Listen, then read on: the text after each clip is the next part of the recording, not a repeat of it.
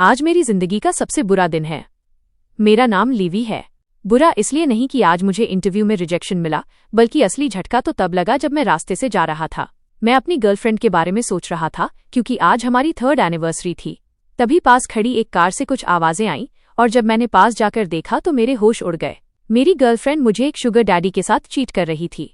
लेकिन दुखों का सिलसिला यहीं नहीं रुका। इससे भी ज्यादा भयानक खबर मेरा घर पर इंतजार कर रही थी। मुझे पता चला कि मेरे डैड और मेरा कजिन दोनों कोमा में चले गए हैं और ये सब हुआ एक मिस्टीरियस गेम खेलते समय, जिससे वे कुछ ही समय पहले काफी पैसे कमाने का दावा कर रहे थे। मेरी मॉम और सिस्टर इस हालत को देखकर बहुत ज्यादा चिंता में थीं। लेकिन जहां सब डर और दुख में डूबे थे, वहीं मुझे बहुत ज्यादा गुस्सा आ रहा था। उस गुस्से में आकर मैंने भी उस गेम को खेलने का फैसला किया और उसे खेलना स्टार्ट कर दिया। मेरा ये डिसीजन काफी ज्यादा लॉजिकल भी था, क्योंकि इस गेम से बहुत सारे लोग सच में काफी पैसे कमा रहे थे। तो मैंने भी यही सोचकर पैसे कमाने का मन बनाया। मेरी किस्मत यहाँ बहुत अच्छी निकली। जैसे ही मैंने गेम में लॉगिन किया, मुझे एक AK-47 मिल गई, जो किसी भी गोस्ट या सुपरनैचुरल जीव को आसानी से मार सकती थी। मैंने एक एक करके बहुत सारे गोस्ट्स को मार गिराया, जिससे मुझे काफी सारे स्पिरिट स्टोन्स मिले। इन्हीं स्पिरिट स्टोन्स की मदद से मैं रियल वर्ल्ड में असली पैसे कमा सकता था। लेकिन तभी अचानक पीछे से कुछ प्लेयर्स ने मुझ पर हमला कर दिया और मेरे सारे स्पिरिट स्टोन्स छीन लिए। उन अटैकर्स में कोई और नहीं बल्कि मेरी वही गर्लफ्रेंड भी शामिल थी, और सच कहूं तो आखिरी बार उसी ने किया था।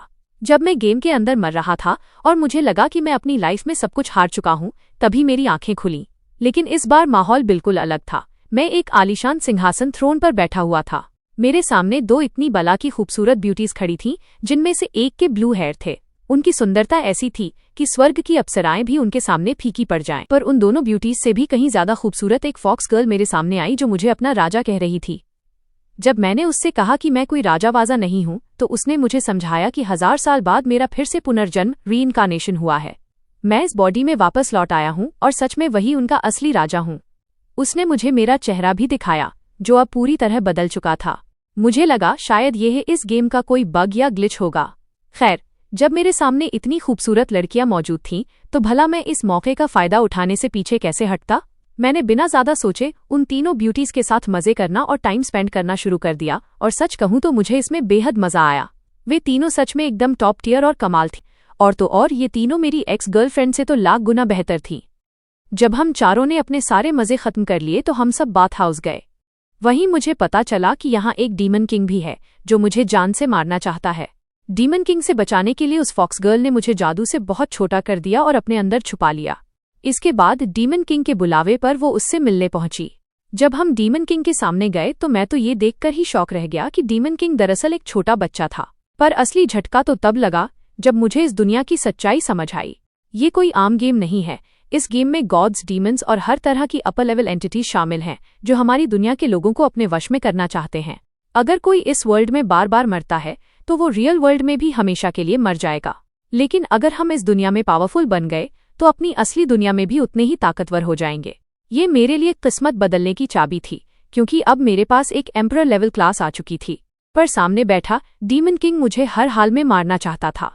उसने मेरी फॉक्स गर्ल से सीधा सवाल पूछा कि क्या उसका राजा 1000 साल बाद वापस जाग चुका है। लेकिन उसने बड़ी होशियारी से झूठ बोल दिया कि राजा अभी तक नहीं जागा है।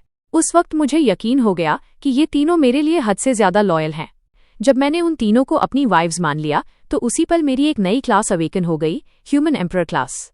इस क्लास के अनलॉक होते ही मुझे एम्परर की पूरी अथॉरिटी मिल गई, जिससे मेरा पावर लेवल बहुत ही तेजी से इंक्रीज होने लगा। सिर्फ इतना ही नहीं, इस क्लास के साथ मुझे और भी कई कमाल की पावर्स मिली। इस क्लास के साथ मुझे कुछ बेहद खतरनाक स्किल्स मिली। Dual cultivation. पहली स्किल ये थी कि अगर मैं किसी लड़की के साथ कल्टिवेशन करूंगा, तो मेरा पावर लेवल बहुत ही ज्यादा तेजी से इंक्रीज होगा। Waste is not waste. दूसरी जबरदस्त स्किल थी वेस्ट इज नॉट वेस्ट। इसकी मदद से मैं किसी भी हाई लेवल आइटम या ट्रेजर को बिना किसी प्रॉब्लम के 3 बार यूज कर सकता हूँ, भले ही उस ट्रेजर का पावर लेवल मुझसे कितना भी हाई क्यों ना हो। इसके अलावा जब मैंने ह्यूमन एम्परर के मैंशन से लॉग आउट किया, तब मुझे एक जेड सील भी मिली।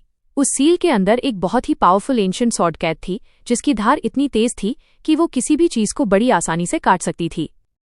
इसके अलावा अगर मैं गेम में मर भी जाऊं, तब भी ये एंशिएंट सॉर्ड मेरी इन्वेंट्री से ड्रॉप नहीं हो सकती थी, यानी कोई भी दूसरा प्लेयर इसे मुझसे छीन या उठा नहीं सकता था।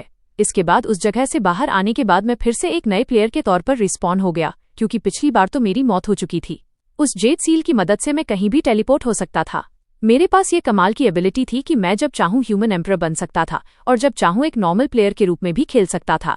इसीलिए इस बार मैंने एक सामान्य प्लेयर के तौर पर रिस्पॉन होना चुना। तभी मेरे पास से एक बला की खूबसूरत लड़की गुजरी। उसकी प्रेजेंस और स्मेल इतनी कमाल की थी कि लड़कों की पूरी भीड़ उसके पीछे पीछे खिंची चली आ रही थी। लेकिन उसने उस पागल भीड़ पर जरा सा भी ध्यान नहीं दिया और उन सबको पूरी तरह इग्नोर कर दिया। दरअसल वो किसी फालतू चीज के लिए नहीं बल्कि एक खतरनाक लेवल 30 के ट्री बीस्ट को हराने के लिए आगे बढ़ रही थी। मैं भी अपनी AK-47 लेकर सीधे वहां पहुंच गया और मैंने उस ट्री डीमन पर अटैक करना शुरू कर दिया। पर भाई, उस ट्री डीमन पर मेरे किसी भी अटैक का रत्ती भर भी असर नहीं हो रहा था। लेकिन दूसरी तरफ वो लड़की अपनी एक मामूली सी सॉर्ड के साथ उस खतरनाक डीमन के बड़े मजे से टुकड़े टुकड़े करती जा रही थी। पर तभी अचानक जमीन फटी और उसके अंदर से पेड़ की बड़ी बड़ी जड़ें और शाखाएं बाहर निकलीं, जिन्होंने हम दोनों को एक साथ दबोच लिया। इस वजह से हमारी बॉडीज एक दूसरे के बेहद करीब आ चुकी थीं। लेकिन मुसीबत यहीं खत्म नहीं हुई। इससे भी बुरा तब हुआ जब ऊपर लगे जहरीले फ्रूट्स अचानक फटने लगे। जैसे ही उन फ्रूट्स का रस हमारे ऊपर गिरा, हमारे कपड़े पिघलकर गायब होने शुरू हो गए। वो लड़की चिल्लाते हुए मुझे परवर्ट कह रही थी, पर इसमें मेरी कोई गलती नहीं थी। हालात ही ऐसे बन चुके थे। तभी उस लड़की की इन्वेंट्री से एक बेहद ही रहस्यमयी और शक्तिशाली ट्रेजर बाहर निकला।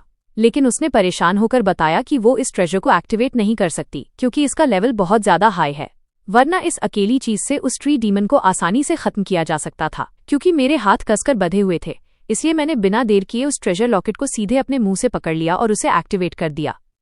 उसी पल उस लॉकेट से एक बेहद विशालकाय फीनिक्स बाहर निकला। उसकी लपटों ने आसपास की हर चीज को झुलसा दिया और वो सीधे उस ट्री डीमन से जा टकराया। ट्री डीमन बुरी तरह जल गया और उसकी हेल्थ काफी कम हो गई। लेकिन तभी उस डीमन का फेज 2 स्टार्ट हो गया। मैंने अभी भी वो लॉकेट अपने मुंह में दबा रखा था। आसपास खड़े सब लोग और यहाँ तक कि वो लड़की भी यही सोच रहे थे कि मैंने शायद तुक्के या लक से इसे एक बार एक्टिवेट कर दिया है और दूसरी बार ये मुमकिन नहीं होगा। पर मैंने अपनी स्किल का इस्तेमाल करते हुए उसे सिर्फ दूसरी बार ही नहीं बल्कि लगातार तीसरी बार भी एक्टिवेट कर दिया। फीनिक्स के 3 बैक टू बैक भयानक अटैक्स ने उस ट्री डीमन को पल भर में राख बनाकर रख दिया। यह देखकर वहां मौजूद सभी लोग हक्के बक्के रह गए।